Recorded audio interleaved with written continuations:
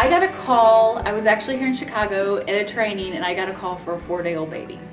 And I said no, that we were not interested in babies. We were kind of at a halting point because we had just lost a little girl had left our home, and we said no. And they kept calling and calling, and they said, okay, 3 months. We have a pride class going through. Would you take her for 3 months? And we finally said yes, we'll take her for 3 months. Well, they walked in with this 6-pound, beautiful little thing, and we fell in love. And so the 3 months kind of went to the wayside, and 2 months later, her birth mother called and asked us if we would adopt her. And of course, she was ours. We just couldn't have said no. So, so then our adoption actually went very, very quickly. She was 10.5 months old when her sister came into care, and we did take her sister for 4.5 months with the understanding that my sister and her husband were going through the pride classes, and that eventually Catherine would be placed with my sister. So my sister has adopted Anna's sister. They see each other all the time. They do dance together, and we've even had people say, oh, they're cousins, and we're like, no, they're sisters. And so we've always kept that. We want them to know that they are sisters. I think that a lot of times when children go into care, we focus so much on the children as foster parents, and like I said earlier, that I think it's an entire family issue. And working together, having the entire family work together with the foster family is really important. When we came out of Pride, the second session, we both kind of looked at each other and said, you know what, we're in this more to mentor birth parents, because I feel like when children come into our homes, we focus on them, and then when they're returned home, we know the children better than their birth parents do. And so there's kind of a disconnect there. And I would like to really see everybody working together a little bit more. I like how she touched on the mentoring the birth parents, because I think if foster parents were part of that process, then it would keep the fact that the children that they're in care of may be going home. And if the foster parents could participate in helping the parents to whatever extent is safe and appropriate, that they would feel part of that process, and it'd probably help them transition too better. And to add on that, we all as parents need help from other people. It's not just because my kids weren't taken that I didn't need to reach out for help. And so when the kids go home, it would be nice that they felt the foster family was that safe person to reach out to and say, hey, you know what, how do I do this? How do I do that? Because we all do it as parents. Someday, I know that she's going to have questions, and we're going to have to answer those. And if we don't have the answers, then it's going to look like it wasn't important to us. And if there's one thing, her birth mother gave us her, and that's what's important. We love her because she's Anna's birth mom. And I think that a lot of times foster parents lose sight of that. They're angry. They play more on the emotions than the facts. And it's just one of the facts. Anna has 2 moms. And we have to be okay with that. I mean, for us it's very important in terms of the LGBT community has been for a long time has been aside, and I think that now with the new concept of family, I feel that we have a lot to provide to, especially the children. I mean, regardless if it's an LGBT child or any regular, child. It's just that I believe we have a lot of potential to provide safety and well-being to any children. We've been together for 16 years. It's just yeah, the other way around too, that the LGBTQ children can feel safe and there are specific problems and be addressed more effectively. And I believe this is a situation that needs to be normalized. You know, I just seen a LGTB foster parent or foster child is like any other family. There's no difference. It's just that we need to work more towards that. You know? Things are changing in the right direction. Yeah. It's funny, we walk on the street and we're the ones with a child, and then we see a straight couples with two doggies. So that's good. Yeah. We went through a lot growing up, and I wish I had a mentor when I was growing up. My family was stable, and so these children have an extra burden, and I think I know that it's a tough one, and I want to help. I think it's very important for them to know that they are normal children, they deserve love, their situation is not their fault, and they are going to do great in life.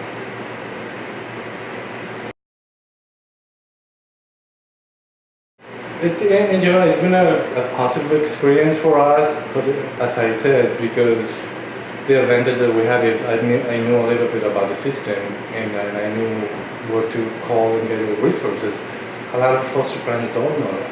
Yeah, and there's an emotional toll. Yes. And I think it's worth it. We love our children, the ones we had. We love our social workers. We have been very lucky with them. I would love for the foster parents to be able to go to counseling, short-term counseling to deal with the loss of the child. That would be helpful to foster parents as well. That's something nobody pays attention to, because your license, well, it doesn't mean that I'm okay to lose the child. To lose a child.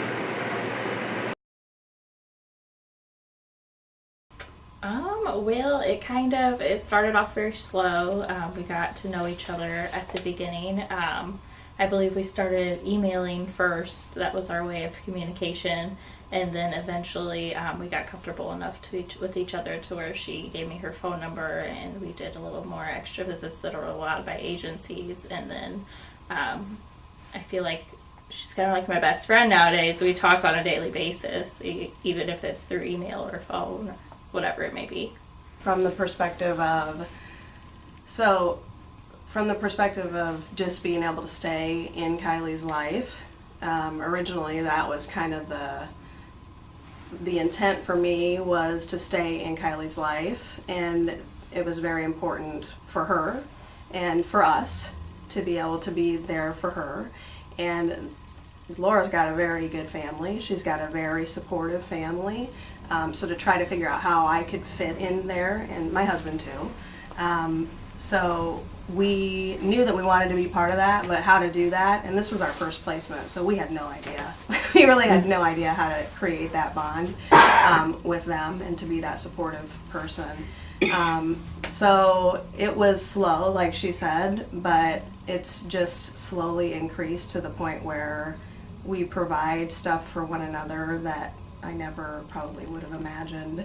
You know, I really didn't think that in the beginning that, you know, I would be this close with the foster parents. You know, I was kind of standoffish at first, and she's helped me through a lot, especially emotionally, you know, with the whole case, and then, you know, the fathers not being involved in the lives of the children. So it's definitely been a positive experience for me. In Peoria, we just have a little note card that's supposed to be getting passed out at court, and we really don't know if it is getting passed out at court. We send out letters quarterly, you know, suggesting that parents should come to that meeting and, you know, support each other. I am currently the only member, and we're doing what we can. Like this evening, we're going to New Leaf, which is the rehab again, to speak basically to birth moms that are in there that are involved with DCFS currently, and answer any questions that we can, and, you know, encourage them and give them hope, you know, to continue in their cases. But I feel like maybe if something's set in stone in each county in Illinois as far as partnering with parents goes, that maybe we can help spread the hope. Would I you know that in incorporate? pride training they talk about like things being, there's confidential things that can't be shared, but I think there should be a little bit more something around like what can be shared, what should you expect to hear. Like on your monthly visits, there should be a little bit more about what your monthly visits should be, what you should get to hear before court, and you know that really around that permanency planning, because that's what gives people the most anxiety, right? Like you don't want to go to court and just be blindsided by something. You want to know that everybody's on the same page. I just think that it's really important to get something in the system to where the birth parents are in the know of the system and what goes on, and that there is hope and that people are successful, and that to not ever stop trying for your children. Don't ever give up, because once you hit that mark, then that's when your case is going to go downward. You know, I feel that there's not enough success stories shared with the cases in order to keep them hopeful. You know, that'd be my main piece of advice for any of the new changes that are getting ready to come about. And then for birth parents, I think, you know, my main piece of advice would be to put your pride to the side. You know, at the end of the day, you have to stop pointing fingers at other people for your own actions. And once you start doing that and start being an advocate of your own life for your children, at the end of the day, it's about them, and that's what that we need to focus on is the children.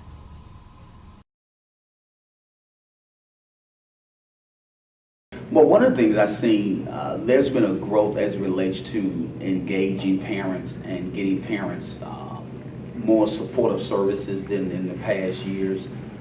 When my case came in the early 90s, I was in my early 20s, there was not a lot of engagement as it relates to father engagement. So I've seen that grow. I've seen the department aggressively try to make changes as it relates to getting fathers involved more than ever. Also, I want to say that services for me was very important. Making a connection with services, making a connection with other community services that birth parents need. It's really for me, it's services and support is really important for me. It's important for me as advocating for other parents as well. I like the fact that with Latino Resources, they actually treat you as a person, as an individual, and not like many other places might be, that they just want to provide the services because, you know, they're getting basically paid for that. But mainly, you know, like they've helped us out, because it's myself and my husband.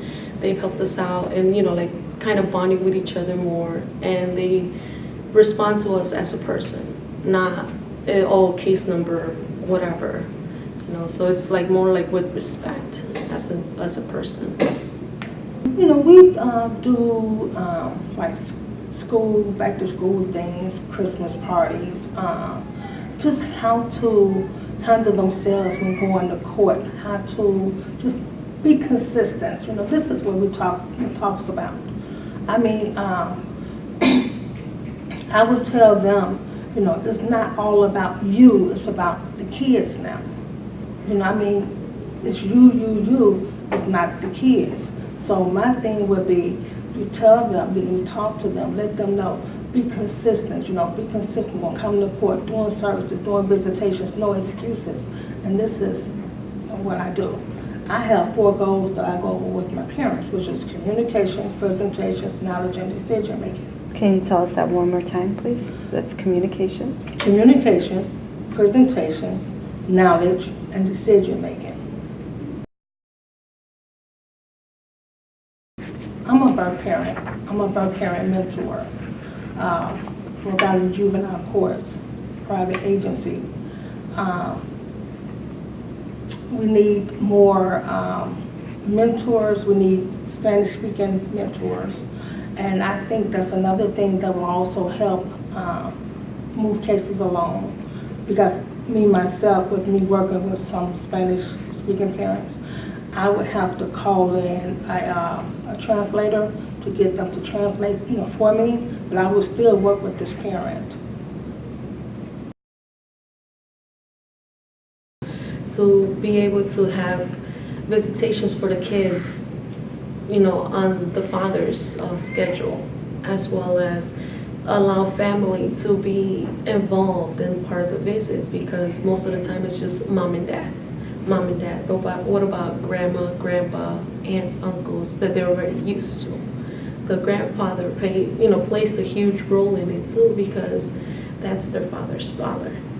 They're learning by what they see, and if they don't feel also that the family's still together, even though they're not there, like they're gonna just grow, kind of feeling emotionally some kind of way, that they're just being pushed to the side, but the family's still a family, yes, or without them. So include the family a little bit more. It's so important for fathers to get involved, and especially at the beginning. A lot of times fathers are not involved for various reasons and different barriers, unemployment, lack of other issues that the father may have. He may have a criminal involvement in himself. So it's important to find out what he needs and how to keep him engaged in the case. It's really important. We're finding out now that some fathers are getting involved more so in the past 15 to 20 years, but we need to do more as it relates to getting fathers involved. I felt like I had too many transitions to really feel respected as an individual, and in result, those 20 plus transitions really had an impact on my teenage thinking mind, and so at that point I didn't feel respected. It wasn't until I was an adult where I really kind of reflected and then kind of had this new founding idea of what DCFS is as a support system versus they're just here to remove you from your family. It's incredibly difficult to overcome and really find peace within it when there are so many moving pieces, not only with DCFS, but with the courts and with our parents and our sibling relationships, and even the relationships that we have with our friends. It's kind of confusing if it's something that they haven't experienced before. But providing as much support as you possibly can is really an instrument, and not giving up.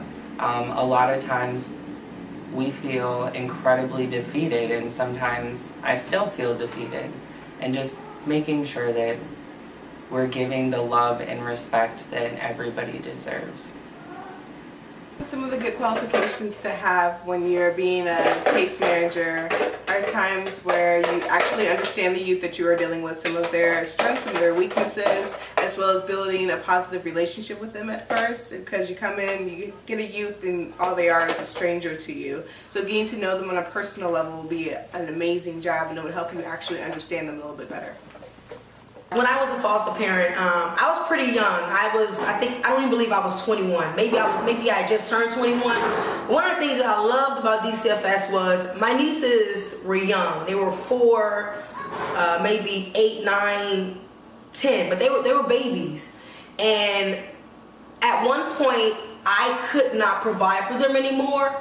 And so DCFS worked with me. They worked with me to find the best home for my nieces. And if it was a person that I didn't feel comfortable with, DCFS listened to me. And not only that, when we did find placement for my nieces, I was allowed to go to these foster parents' homes every weekend, with my nieces, to make sure that this was going to be somebody that I would want my niece to be around. And not only that, they would set up visits, for me to bring my other nieces, to visit the family. So that was really phenomenal for me, because we could have been separated. But DCFS kept our family together. DCFS is very inspirational because I didn't have a lot of resources as a child, and it kind of helped me. I got to DCFS when I was 17, and from there I feel like I've been rising. I've actually over the summer took an internship with Find Your Future, and it was actually very, very, very, very, very helpful, because now I can put it on my resume that I had an internship, and that's just going to give me like a stepping stone for moving into the workforce. Stay focused, stay grounded, know your rights, read, and pay attention to everything.